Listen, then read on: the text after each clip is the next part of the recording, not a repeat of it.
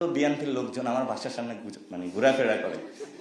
তারপরে আমি বলেছিলাম যে দেখতে পাইলে যদি কোনো আমার উপরে অ্যাটাক হয়, অ্যাটলিস্ট ঢাকা 8-এ আমি কিন্তু একজনকেও ছাড়বো না। আপনারা দেখেছেন যখন ইনকিলাব মঞ্চের উপরে হামলা হয়েছিল, আমি রাজু ভাস্কর্যে বসে সবাইকে সেভ করে নিয়ে এসেছিলাম, এবং রিটার্নিং কর্মকর্তার অফিসে যখন ছিলাম সেখানে কিন্তু সবাই আমাকে জানিয়েছে সবাইকে ডাকার জন্য। আমি কিন্তু গণতান্ত্রিক পরিবেশ নষ্ট করতে চাইনি। আমি গণতন্ত্রে বিশ্বাসী, আমি শান্তিতে বিশ্বাসী। বাংলাদেশে টোটালি একটা ইলেকশন ইঞ্জিনিয়ারিং হয়েছে, যেটা সেট আপটা অনেক আগেই করা হয়েছিল। কে কত আসন পাবে, কিভাবে পাবে। আমার যে ব্যক্তিগত এক্সপিরিয়েন্স সেটা হলো, কেন্দ্র পরিদর্শনে গিয়েছিলাম, মাথায় এসে ঘুষি দিছে, বিভিন্ন জায়গায় বাধাগ্রস্ত সৃষ্টি করেছে আমাকে। তারপরে হলো সন্ধ্যার পরে একসাথে আমাদের 97 কেন্দ্রে তারা একসাথে অ্যাটাক দিয়েছে এবং আমাদের সবাইকে নাজেহাল বানিয়ে দিয়েছে। তো এই পরিস্থিতির মধ্যে দিয়ে যাচ্ছে, কিন্তু যেটা বাজে অভিজ্ঞতা হলো ইয়াং জেনারেশনের। তারা তো কেন্দ্র কেন্দ্র ছিল, তারা দেখেছে কিভাবে হলো বাংলাদেশে ভোট চুরি হয়েছে। তো আপনারা সাংবাদিক ভাইরা যারা আছেন, আগেও আপনাদের সাথে আমার নির্বাচন কমিশনের এখানে বারবার কথা হয়েছে যে বাংলাদেশে ইলেকশন যে সিস্টেমটা আছে এটা টোটালি এটা একটা করাপ্টেড সিস্টেম। যেই সিস্টেমের মধ্যে আপনার অনেক টাকা প্রয়োজন হবে, তো এই টাকাগুলো হলো জনগণের পকেটের কাটা টাকা।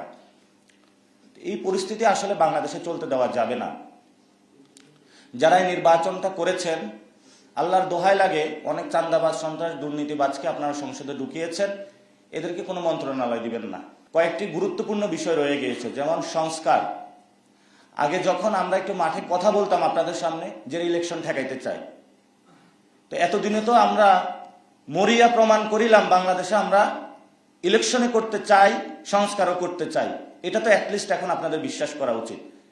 এবং এই সংস্কারের জন্য আপনারা কোনো প্রক্রিয়া যদি ভণ্ডুল করেন, সেটা কিন্তু বাংলাদেশের মানুষ বসে থাকবে না।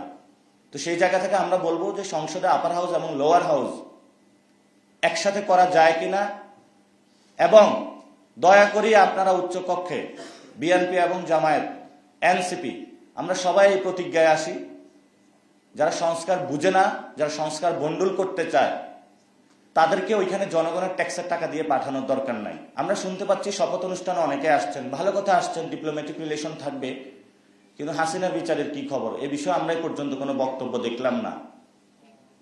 তো এটা যদি ভোটের মাধ্যমে হাসিনা যদি ফাঁসির দণ্ড থেকে নিস্তার পেতে চায়, যে আমরা বিএনপিকে কিছু ভোট দিয়েছি, দফারফা হয়েছে, আমি বিচার থেকে মুক্তি পাবো, এই চিন্তা আপনারা করবেন না। তাহলে হাসিনা এবং আপনাদের দুইটাই একসাথে হলো বাজে পরিস্থিতি আপনাদের হবে। আর একটা নাকি চিন্তা করতেছে যে এনসিপির পোলাপেন বেশি বাড়তেছে, এদেরকে আওয়ামী লীগ লেলাইয়া দিতে হবে অফিস খুলে। বিএনপির দরকার কি, আমরা এখন রিল্যাক্স মোড থাকি, আওয়ামী লীগের লেলাইয়া দিতে হবে। আওয়ামী লীগ যারা লেলাইয়া দিবে তাদেরকে আমরা আগে ধরবো।